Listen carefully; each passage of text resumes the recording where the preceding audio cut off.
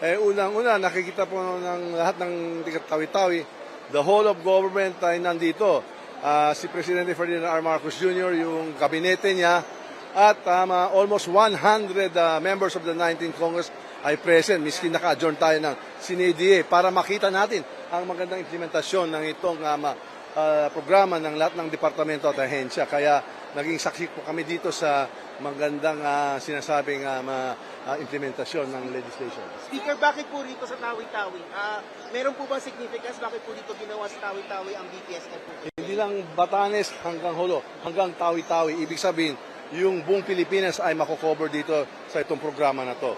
Walang maiiwan na probinsya o Pilipino. Sir, ngayon ba yung mga ganito yung mga makikita natin sa inyo? Ito ba yung mga pagkakaabalaan ng mga programa? Opo, lahat to kasi ngayon po may mga 40 na ahensya, departamento, and over 200 programs and projects, initiatives are being downloaded and implemented itong araw na to at bukas.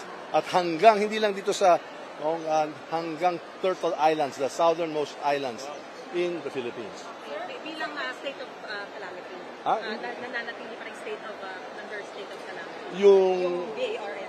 well, bukod pa riyan, it is just the overall program of the Baong Pilipinas Servicio Fair. Pero dahil may status na ganun, malaking tulong at malaking bagay dito. Kasi unprecedented. Ngayon po nangyari to na dumating yung presidente, yung sinasabing whole of government approach. Lahat ng ayuda, lahat ng tulong. Mamayang konti, magda-download kami ng almost 250,000 kilos of bigas. Kaya mararamdam talaga ng Tawi-Tawi ang gobyerno ngayon. Sir, may iba lang ng konti. Sorry po, may card din kayo mamaya, may card din. May card Sir, kami. May iba lang ng konti. With the change of leadership sa Senate, ang pinupush po nila ay anti-charter change. Ano po ang thoughts niyo po rito? Dahil ang Senate President ngayon, he is against it, and sabi niya, he believes that the whole Senate will be taking that direction.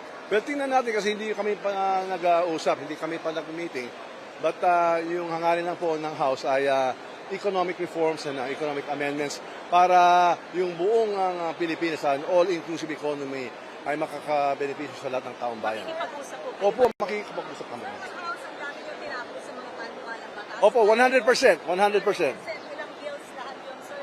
Oh my gosh, lahat. The latest was the procurement act amendments. Kaya magiging mas mabilis na nga ang implementasyon ng lahat ng mga programa at mga proyekto ng gobyerno. Sir, ano po yung sana hindi nyo sa bagong Senate leadership na i-prioritize pag nag-issue? Tapusin lang yung mga priority, DAC measures, SONA measures na hiningil ng ating presidente. Pero siyempre, kami po mga kongresista, nakikita mo naman dito, lahat ng mga local bills natin, marami kami mga local bills of local concern, sana tapusin na rin yan.